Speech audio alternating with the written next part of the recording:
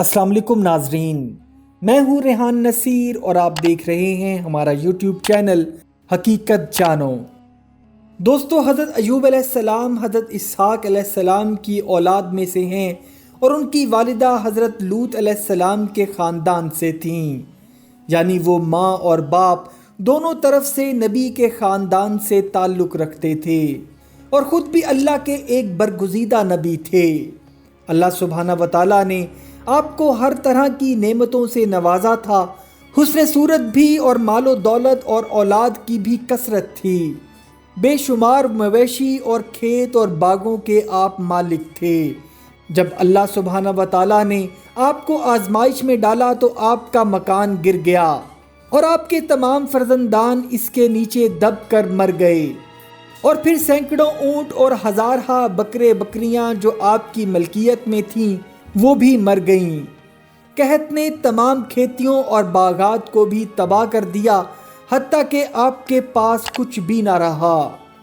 آپ کو جب باری باری اپنی چیزوں کے ہلاک یا برباد ہونے کی خبر دی جاتی تھی تو آپ حمد الہی کرتے اور شکر بجا لاتے تھے اور فرماتے کہ میرا کیا تھا اور کیا ہے، جس کا تھا اس نے واپس لے لیا۔ جب تک اس نے مجھے دے رکھا تھا میرے پاس تھا، جب اس نے چاہا لے لیا، میں ہر حال میں اس کی رضا پر راضی ہوں۔ اس کے بعد آپ بیمار ہو گئے اور آپ کے جسم پر بڑے بڑے آبلے پڑ گئے۔ اس حال میں سب نے آپ کو چھوڑ دیا، فقط آپ کی بیوی جن کا نام رحمت بنت افراہیم تھا، جو حضرت یوسف علیہ السلام کی پوتی تھیں، جو آپ کی خدمت کرتی تھیں۔ سال ہا سال تک آپ کا یہی حال رہا اور آپ آبلوں اور پھوڑوں کے زخموں سے بڑی تکلیف میں رہے۔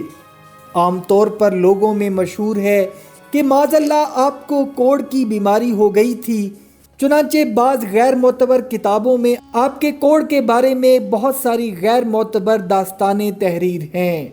تو حقیقت یہ ہے کہ یہ سب کہانیاں من گھڑت اور بے بنیاد ہیں، اور کوئی نبی بھی کوڑ یعنی جذام کے مرض میں مبتلا نہیں ہوا، اس لیے کہ یہ مسئلہ متفق علیہ ہے کہ انبیاء کا تمام ان بیماریوں سے محفوظ رہنا ضروری ہے جو عوام کے نزدیک باعث نفرت اور حقارت ہیں، کیونکہ انبیاء کرام کا یہ فرض منصبی ہے کہ وہ تبلیغ و ہدایت کرتے رہیں۔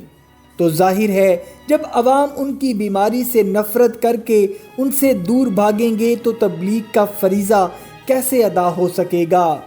لہٰذا حضرت ایوب علیہ السلام بھی کبھی کوڑ یعنی جذام کے مرض میں مبتلا نہیں ہوئے، بلکہ آپ کے جسم پر کچھ آبلے اور پھوڑے پھنسیاں نکل آئے تھے، جس سے آپ برسوں تکلیف اور مشقت جھیلتے رہے اور ساتھ ساتھ صابر و شاکر بھی رہے۔ پھر آپ نے بحکم الہی اپنے رب سے یوں دعا مانگی، بے شک مجھے تکلیف پہنچی اور تو سب رحم کرنے والوں سے بڑھ کر رحم کرنے والا ہے۔ دوستو، جب آپ علیہ السلام اللہ کی آزمائش پہ پورے اترے اور امتحان میں کامیاب ہو گئے تو آپ کی دعا مقبول ہوئی، تو اللہ سبحانہ و تعالیٰ نے آپ سے فرمایا کہ اے ایوب اپنا پاؤں زمین پر مارو۔ آپ نے اپنا پاؤں زمین پر مارا تو فوراً ایک چشمہ پھوٹ پڑا۔ حکم الہی ہوا کہ اس پانی سے غسل کرو، چنانچہ آپ نے غسل کیا تو آپ کے بدن کی تمام تر بیماریاں دور ہو گئیں۔ پھر آپ 40 قدم دور چلے تو پھر زمین پر پاؤں مارنے کا حکم ہوا۔ آپ نے دوبارہ پاؤں زمین پر مارا تو ایک دوسرا چشمہ نمودار ہوا، جس کا پانی بے حد ٹھنڈا، شیریں اور لذیذ تھا۔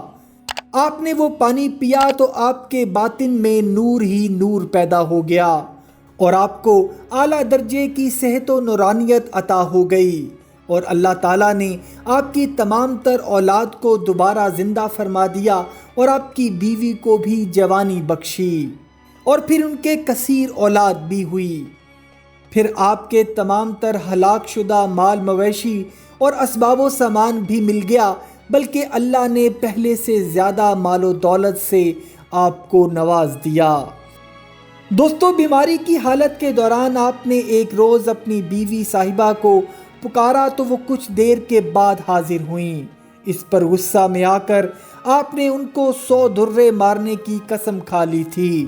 تو اللہ سبحانہ و تعالیٰ نے فرمایا کہ ایک سنکون کی جھاڑو سے اپنی بیوی کو 1 مرتبہ مار دیجئے، اس طرح آپ کی قسم پوری ہو جائے گی۔ دوستو، اللہ سبحانہ و تعالیٰ نے قرآن پاک میں اس واقعہ کو کچھ اس طرح بیان فرمایا ہے۔ ہم نے فرمایا کہ زمین پر اپنا پاؤں مار، یہی ہے ٹھنڈا چشمہ نہانے اور پینے کو، اور ہم نے اس کو اس کے گھر والے اور اس کے برابر اور عطا فرما دیے، اپنی رحمت کرنے اور عقل مندوں کے لیے نصیحت کو۔ اور فرمایا کہ اپنے ہاتھ میں ایک جھاڑو لے کر اسے مار دے اور قسم نہ توڑ، بے شک ہم نے اس کو صابر پایا اور وہ بہت رجوع کرنے والا ہے۔ حضرت ایوب علیہ السلام کے اس واقعہ سے یہ ہدایت ملتی ہے کہ اللہ سبحانہ و تعالیٰ کے نیک بندوں کو بھی خدا کی طرف سے امتحان ہوا کرتا ہے، اور جب وہ امتحان میں کامیاب اور آزمائش میں پورے اترتے ہیں تو خداوند قدوس ان کے درجات میں مزید بلندی عطا فرما دیتا ہے۔ اور بے شک اس واقعہ میں اللہ سبحانہ و تعالیٰ نے اپنے بندوں کو ہر صورتحال اور آزمائش میں اپنے رب کا شکر بجا لانے کی نصیحت کی ہے۔ اللہ سبحانہ و تعالیٰ سے دعا ہے کہ وہ ہمیں نیک اور صالح عمل کرنے کی توفیق عطا فرمائے۔ آمین ثم آمین۔ امید کرتا ہوں دوستو آج کی ویڈیو آپ کو پسند آئی ہوگی۔ اگر ویڈیو پسند آئی ہے تو ویڈیو کو لائک، شیئر اور کمنٹ سیکشن میں اپنی رائے کا اظہار ضرور کر دیجیے گا، اور جاتے جاتے چینل کو سبسکرائب کر کے ہماری حوصلہ افزائی بھی کر دیجیے۔ اپنا اور اپنے گھر والوں کا بہت سا خیال رکھیے گا۔ وما علینا الا البلاغ المبین۔